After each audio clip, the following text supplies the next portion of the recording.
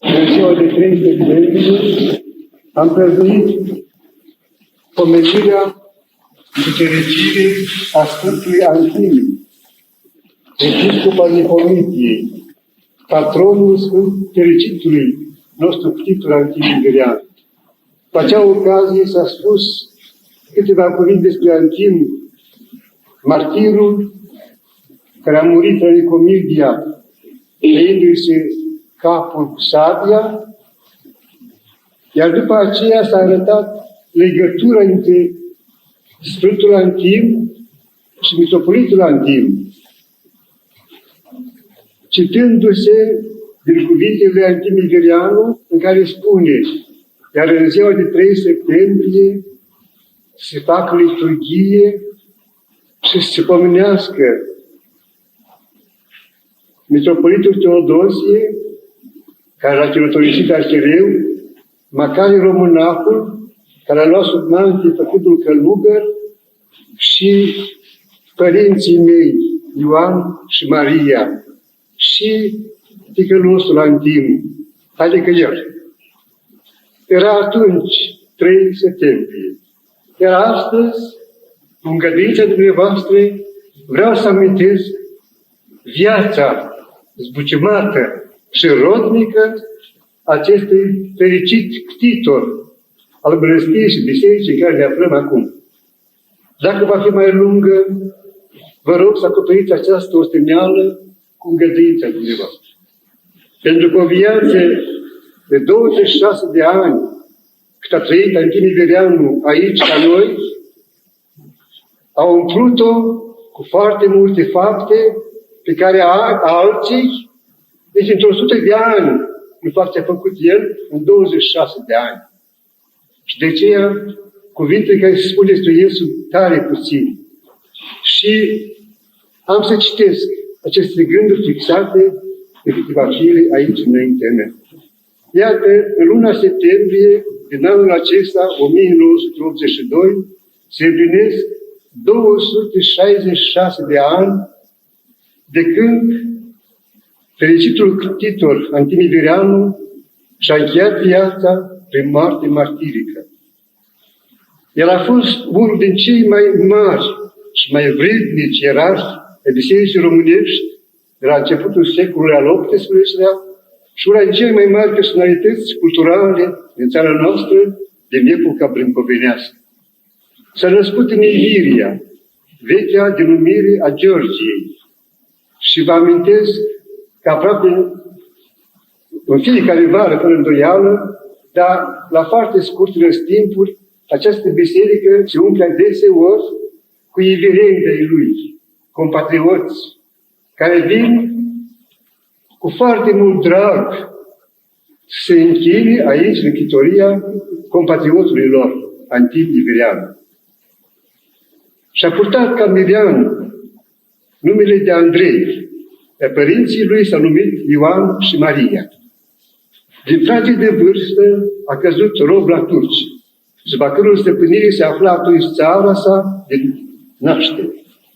După scăparea de robie, ducul Andrei pare că a rămas mai multe vreme în preajma Patriarhiei de Constantinopol, uimit de cei din jur cu iscusințele sale, pentru că era plin de talente.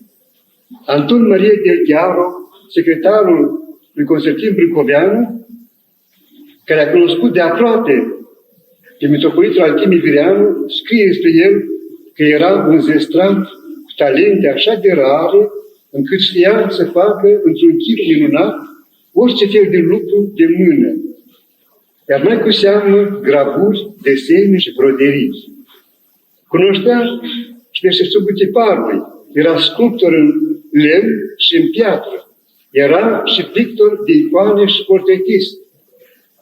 Constantin Brâncoveanu, acel mare principe al culturii, cum mi s-a spus, care în acea vreme căuta un asemenea om atât pentru conducerea tipografiei din București, cât și pentru munca artistică și culturală pe care Brâncoveanu începuse să o desfășoare în țara noastră. Și a aflat pe tândul acesta Andrei la Patriarhie din Constantinopol și l-a adus în țară pe la anul 1690. Din partea asta cunoștea limba maternă, limba georgiană, în robie învățase limba turcească, limba arabă și limba greacă.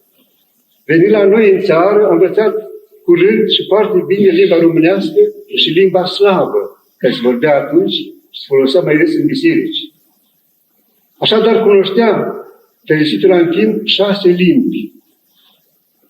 În vremea aceea, în București, în Brâncoveanu, funcționa pe lângă alte școli și în alta academie grecească, de la Mănăstirea Sfântul Sava, de liceul Sfântul Sava acum, cu mulți profesori greci, ale căror nume se întâlnesc și în unele tipărituri ale mitropolitului Antim.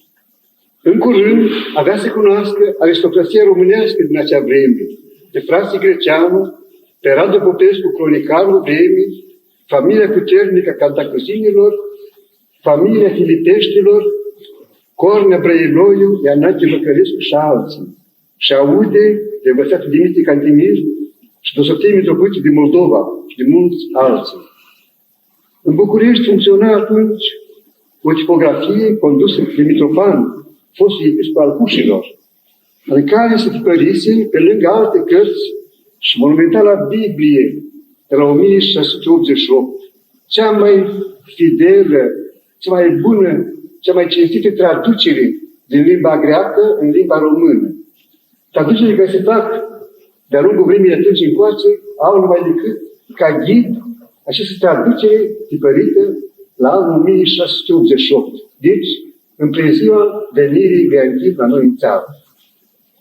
În această tipografie, tânărul Andrei, lângă iscusitul ierarh Mitrofan, își desăvârșește cunoștințele sale în meșteșugul tipograficesc, cunoaște această taină pe care, de fapt, o cunoscuse poate mai puțin și înainte de vine la noi în țară. Râvna, hărnicia și seriozitatea cu care lucra tânărul Andrei, nu numai ca tipograf, ci și celelalte domenii artistice, a îndreptat asupra sa atenția mai marilor noștri bisericești în acel timp, mai ales că tipografia în care lucra se afla pe dealul mitropoliei. La îndemnul mitropolitului Teodosie, în acea vreme, tânărul Andrei s-a călugărit, schimbându-și numele din Andrei în Antim și având ca naș de călugărie de românacul Macarie, care este pomelnicul lăsat de el și care era primul preot de la mitropolie de acea vreme. În anul următor, 1691, este călătorisit diacon și apoi preot de către mitropolitul Teodosie, care împreună cu Macarie, românacul, nașul său de călugărie, sunt trecuți de Antim în pomelnicul său personal, socotiți ca părinții săi spirituali, alături de părinții săi trupești, Ioan și Maria. În același an, 1691, Antim rămâne singurul conducător al tipografiei din București, întrucât dascălul său, Mitrofan, a fost ales episcop de Buzău. Timp de 3 ani, când conduce acea tipografie, tipărește 3 cărți, între care și psaltirea în întregime în limba română, cum n-a fost până atunci. În anul 1694, pentru meritele sale, este numit stareț al mănăstirii Snagogului, unde timp de 7 ani, când a condus efectiv acea mănăstire, a înființat și acolo tipografie, a tipărit mai multe cărți în mai multe limbi, între care unele în limba arabă și altele în limba slavonă.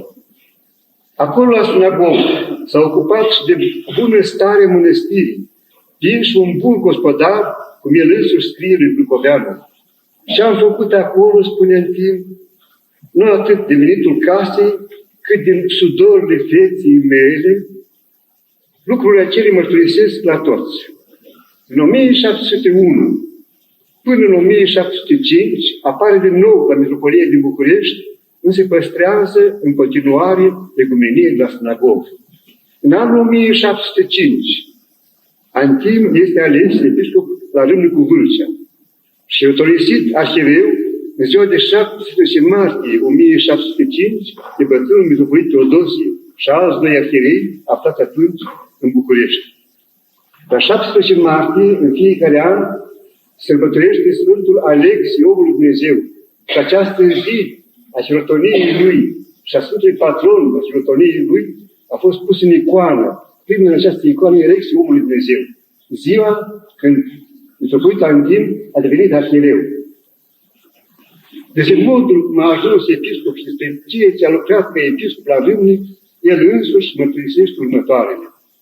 La episcopia Râmnicului pun martor pe Dumnezeu, cel ce cunoaște ascunzisurile inimii, că nici în visul meu nu mi-am închipuit să mă fac arhiereu, cunoscându-mă pământ sărac și din gunoi, să înalțe Dumnezeu om ales, pentru a așeza pe el cu cei mai mari ai norodului său, eu ce puteam face?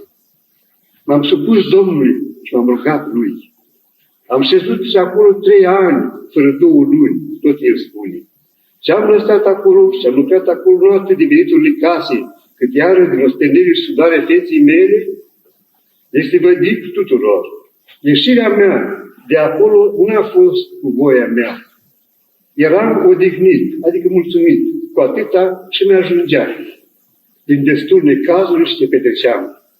Iar apoi am ieșit cu cinste și nici seama mi-au luat nimenea, nici datorie n-am lăsat, că așa mi-a slujit vremea. Adică a ieșit foarte corect de acolo. Ca episcop de Râmnic s-a îngrijit, în primul rând, să înființeze și acolo o tipografie. Era a doua tipografie de la Râmnic. Prima înființată de Matei Basarab.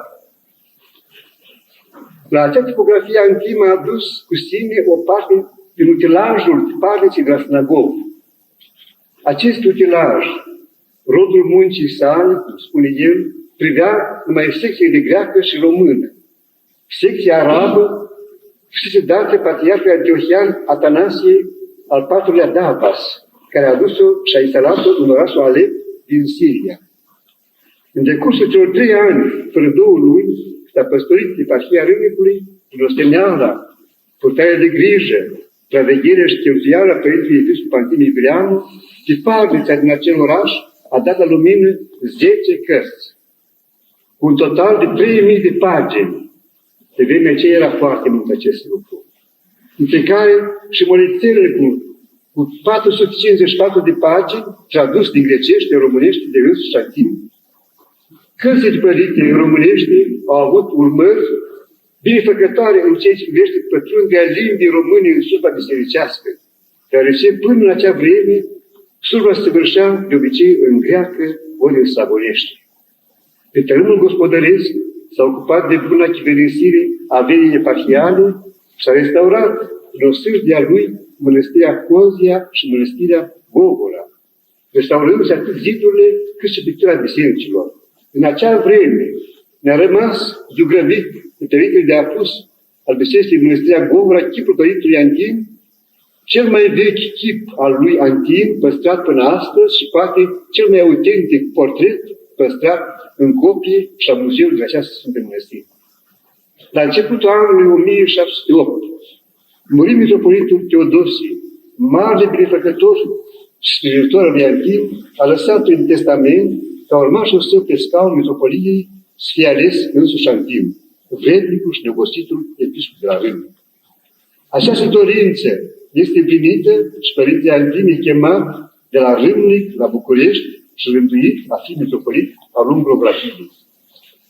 În februarie 1708, Patriarhia Ecumenică din Constantinopol îl recunoaște ca mitropolit pe Antim, aducându-i multe elogii, adică multe laude. Și astfel, la 22 februarie 1708, în Duminica Ortodoxiei, prima duminică din Postul Mare, s-a săvârșit înscăunarea sa ca mitropolit al țării noastre. După Sfânta Liturghie, Ștefan Cantacuzino, mare postelnic, cu șareta cea frumoasă domnească și cu alai frumos, a venit la Sfânta Mitropolie și a poftit să vie la curte.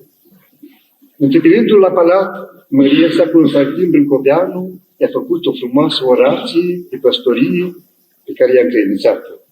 În orațiile Brâncoveanu, mitropolitul Antim răspunde printr-o cuvântare în limba românească, păstrată până acum, și arătând în modestia care l-a caracterizat toată viața, că nu meritul sale l-au ridicat la treapta așerească, ci bunătatea lui Dumnezeu. Și spune el așa cuvintele lui: Dumnezeu m-a trimis să vă fiu de mângâiere la scârbile robiei celei babilonicești ale lumii acesteia și de împreună cu dumneavoastră să pătimesc la toate câte va aduce ceasul și vremea, pentru care lucru am datorie să priveghez o sârbie și fără de lene, ziua și noaptea și tot ceasul, învățându-vă și îndreptându-vă pe calea cea dreaptă. În aceste cuvinte făcea aluzie directă la stăpânirea turcească ce apăsa asupra țării și aluzii la nevoile poporului care decurgeau în această stare nenorocită. După rostirea acestei cuvântări au luat cu gustare cu toți boierii măriei sale, care au mers, i-au sărutat mâna. Apoi tot postelnicul Ștefan Catacuzilu, cu aceeași șaretă domnească, l-au dus ea la Sfânta Mitropolie. Între ostenerile la care face aici aluzii Mitropolitul Antin, merită să fie amintită activitatea sa tipografică desfășurată la Târgoviște și București și chiar în îndepărtata Iviride, prin ucenicul său, Mihai Islamovici, tipograful, apoi activitatea sa predicatorială, în al cărui rod ne-au rămas frumoase stări didachii sau predici, precum și activitatea sa istoricească în armonioasa cătorie, care ne aflăm acum, Mănăstirea Antin, cu hramul tuturor Sfinților. Dar pe lângă multe sale preocupări artistice, culturale, administrative, gospodărești și duhovnicești, Mitropolitul Antin a fost și un foarte bun patriot și om politic. Ca patriot, a iubit foarte mult țara și poporul nostru românesc, însușindu-și desăvârșit limba românească și identificându-se cu interese și năzduințe poporului nostru în acea vreme. Ca om politic și fost rob la turci, a luptat pe toate căile pentru înlăturarea stăpânirii turcești de la noi. Convins că prin forțe proprii nu se putea scăpa de jugul otoman, a urmărit alianța cu Rusia lui Petru cel Mare și cu alte forțe creștine vecine. Prilejul s-a evit în anul 1711, când turcii au început un război cu rușii, război în care trebuia să intrăm și noi, țara românească întâi. Constantin Brâncoveanu, necotărându-se ușor de care parte se treacă, la turci sau la ruși, Vlădica Antin, o parte din boieri trecut de partea rușilor. Acest pas a îngreunat nespus de mult situația lui Brâncoveanu, mai ales după ce turcii au câștigat războiul. Spre a ieși de încurcătură, Brâncoveanu a încercat să înlăture din scaun de Mitropolitul Antin, ca să vină placul turcilor. Acesta însă, prin două scrisori de apărare, prezentate voivodului, care se păstrează și acum, în zilele 13 ianuarie și 2 februarie 1712, l-a făcut pe Brâncoveanu să-și schimbi gândul și astfel el a rămas în continuare la cârma Bisericii Țării Românești. În această perioadă, frați creștini, de relativă liniște pentru Mitropolitul Antin, el caută loc, adună materiale și fonduri și construiește mănăstirea, numele Mănăstirea Antin, monumentala biserică în care ne aflăm acum. Astfel, la 24 aprilie 1713, data la care Vlădica Antin începe să scrie testamentul său, relativ la mănăstire, zi socotită ca data a punerii pieții fundamentale. Drăgușin Vistier de Curt, într-o scrisoare către Mitropolitul Antin, dăruiește un loc al său spre a se ridi pe el o biserică de piatră. Pe acest loc era o altă bisericuță de lemn, cu hramul Sfântului Nicolae. Și Mitropolitul Antin primește în dar această biserică cu obligația ca să păstreze titlul, patronul bisericuții de lemn, să-l păstreze și pentru biserica de piatră pe care o va zidi. Și hramul bisericii vechi, cu biserica de lemn, bătrâna biserică, avea hramul Sfântului Nicolae. Și de aceea, Mitropolitul Antin făgăduiește și ca semn vădit, pictează pe Sfântul Nicolae aici în icoană cu 4 sfinți, ca patron al bisericii vechi de lemn care a fost în locul acesta, al bisericii de piatră. Planurile de execuție sunt docuite de Mitropolitul Antin, mare cunoscător în arta desenului, a sculpturii, arhitecturii și a tiparului, cum mai spus mai sus.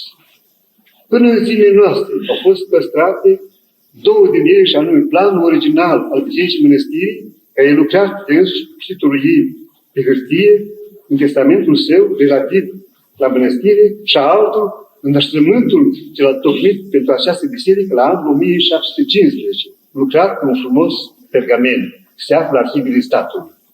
Secretarul Constantin Brâncoveanu, Del Chiaro, care a asistat și în timpul construcției și la sfințirea mănăstirii, descrie în felul acesta citoria Leantin. Clădește în temelii, în București, o sumptuoasă biserică și mănăstire, cu o splendidă biserică cu hramul toți sfinții, înzestrându-o prețioasă odăjde sfinte pentru slujbe și funcții preoțești, biserică în care speră să fie înmormântat. A nădăjdui nu s-a întâmplat. Din fericire însă, contribuția esențială a domnitorului Constantin Brâncoveanu la terminarea mănăstirii Antin nu poate avea loc, deoarece tocmai în timpul când zidurile de roșu ale mănăstirii se ridicau, domnia atât de împovărată și importantă pentru țara românească Brâncoveanu este întreruptă și domnitorul mazilit de turci e dus la Constantinopol, unde împreună cu cei 4 fii săi i-a asasinat în mod deșeles în fața sultanului și a diplomaților străini care se aflau la poartă în ziua de 15 august 1714. Pentru atitudinea asta dușmănoasă stăpânirii otomane. După moartea lui Constantin Brâncoveanu este numit domn al țării românești Ștefan Cantacuzino, care metropolitul Antin stă în foarte bune relații. Nou domn fiind unul care dăruiește pentru terminarea mănăstirii un teren, construcții pe el, o băcănie, o magazie, cu pivnițe și cu toate veniturile lor. Vă aflăm în testament.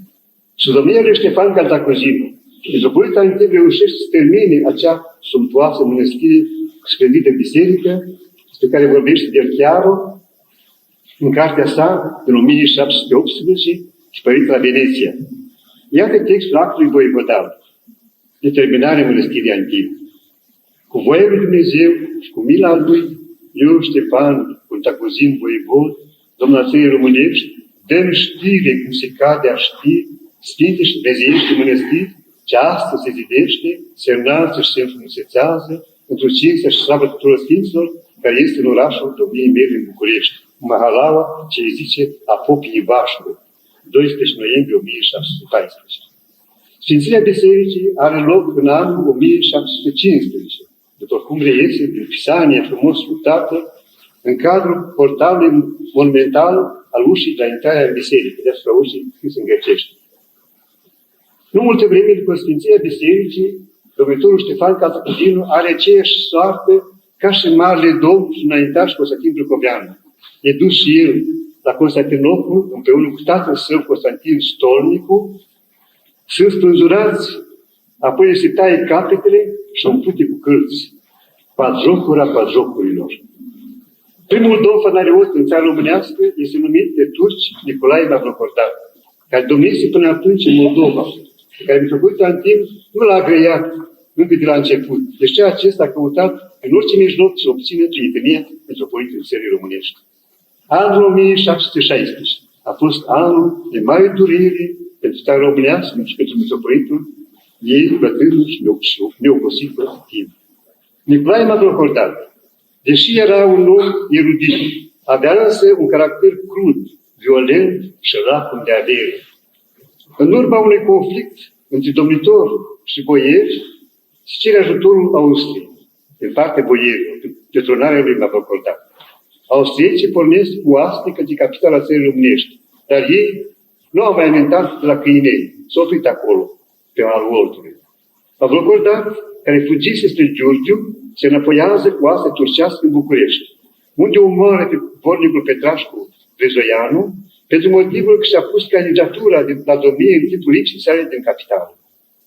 A dus și metropolitul Antin la curte, unde îl întemnițează, obține ca teresirea sa, degradarea și exilarea lui, a lui Antin. Del Chiaro, martorul ocular al acestor evenimente, arată că metropolitul Antin, care era arestat la curte, a fost constrâns prin amenințări să dea în scris renunțarea sa la funcția de metropolit, ceea ce Antin n-a voit.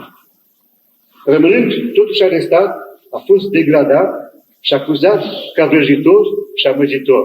S-a ridicat tot capul, i s-a pus un fes roșu pe cap, luându-i se numele de Antim și i s-a dat pe cel dintâi, Andrei, cum se numea în Mirenie. I s-a citit și aplicat sentința de închisoare de viață în mănăstirea de la Muntele Sinai.